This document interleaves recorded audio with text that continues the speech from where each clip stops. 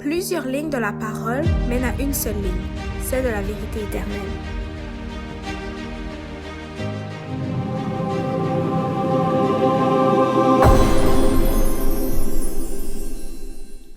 Donc bonjour et bienvenue à chacun d'entre vous. Donc nous allons continuer aujourd'hui dans notre série d'études qui était 10 minutes pour prouver les doctrines bibliques.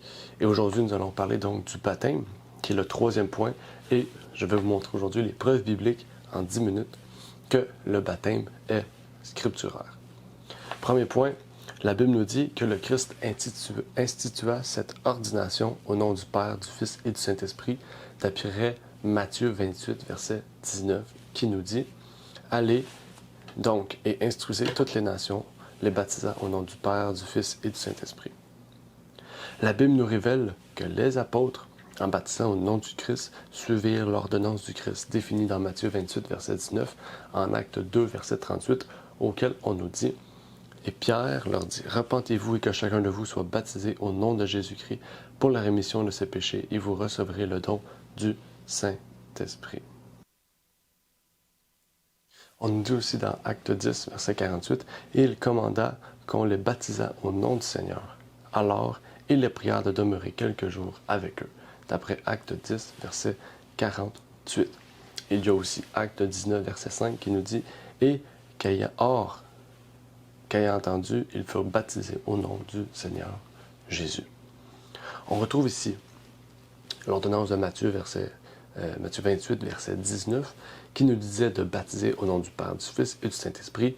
Et nous retrouvons cet accomplissement dans le fait que les apôtres ont baptisé au nom du Seigneur Jésus-Christ, puisqu'il n'y a qu'un seul nom sous le ciel auquel nous puissions faire toutes choses, et c'est le nom de Jésus-Christ, le Seigneur Jésus-Christ. Donc, la Bible nous confirme et nous affirme encore davantage qu'il faut tout faire par le nom du Seigneur Jésus-Christ, d'après Colossiens 3, verset 17, et qui nous dit « Et quoi que vous fassiez en parole ou en œuvre, faites tout au nom du Seigneur Jésus, rendant grâce par lui à Dieu le Père. » Ça dit ici que tout ce que nous fassions, soit en parole, soit en œuvre, soit fait par le nom précieux de Jésus-Christ. Est-ce que nous devons suivre cette ordonnance? Eh bien, l'apôtre Paul l'a révélé par ses paroles et les apôtres l'ont révélé par leurs actes, par leur guérison et par le soutien aux pauvres et aussi par le baptême auquel toutes ces choses ont été faites au nom de Jésus-Christ. En fait, la Bible nous révèle aussi que le baptême est ce qui fait suite à la foi et à la repentance.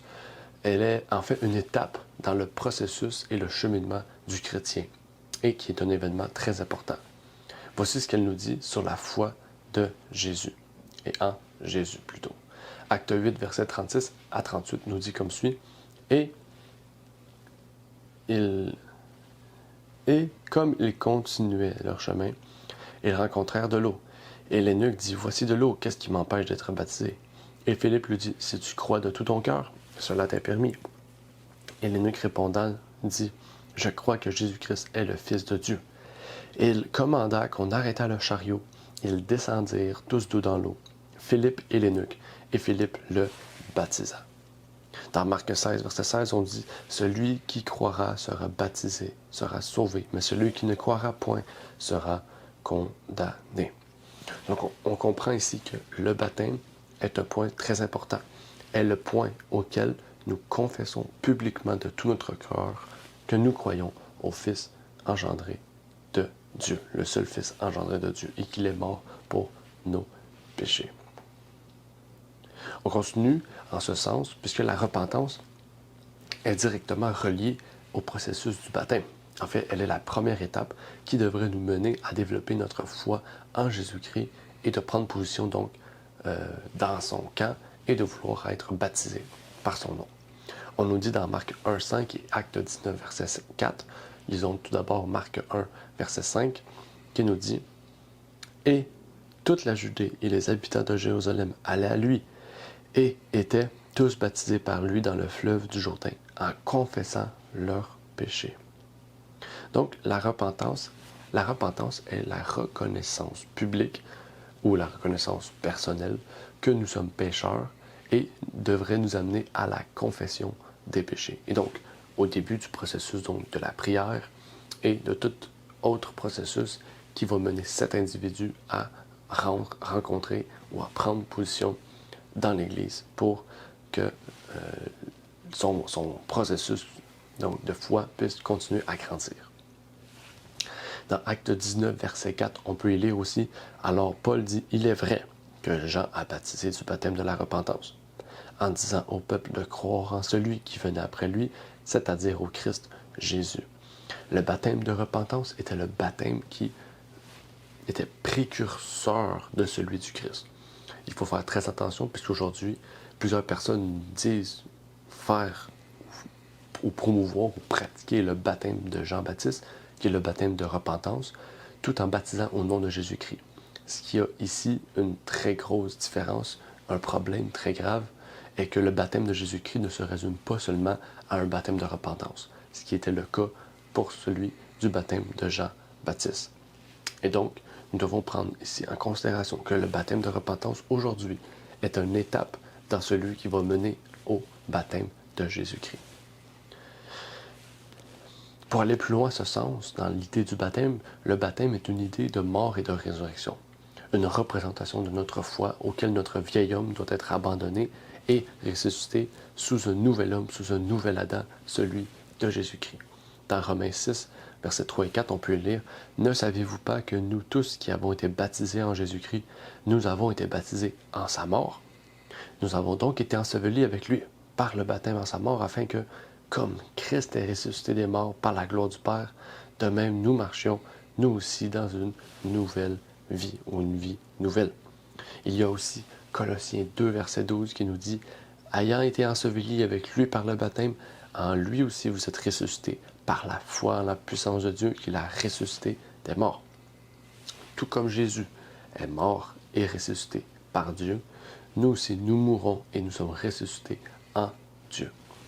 La Bible nous montre que par le baptême, nous ne professons pas seulement le fait de croire en la mort et la résurrection du Seigneur et Sauveur Jésus-Christ, mais aussi celle de tous les saints dans les derniers jours. Et donc, nous comprenons que le baptême a un aspect très important au niveau de ce qui est passé, à savoir la vie de Jésus-Christ, ce qui est présent, à savoir notre propre vie, mais aussi la vie future auquel ceux qui sont déjà morts pourront retrouver la résurrection, à savoir les justes, à la première résurrection. D'après Colossiens 3, versets 3 et 4, on peut y lire « Car vous êtes morts et votre vie est cachée avec Christ en Dieu. Mais quand Christ, qui est votre vie, paraîtra, alors vous serez aussi manifestés avec lui dans la gloire. » Il y a aussi 1 Thessaloniciens 4, versets 13 et 14 qui nous dit « Or, mes frères, je ne veux pas que vous soyez dans l'ignorance du sujet des morts, afin que vous ne vous affligiez pas, comme les autres hommes qui n'ont point d'espérance.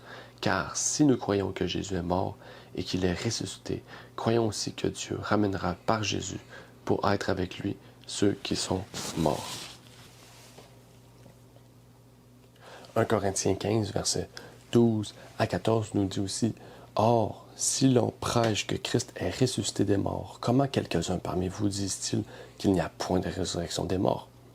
Et s'il n'y a point de résurrection des morts, Christ aussi n'est point ressuscité.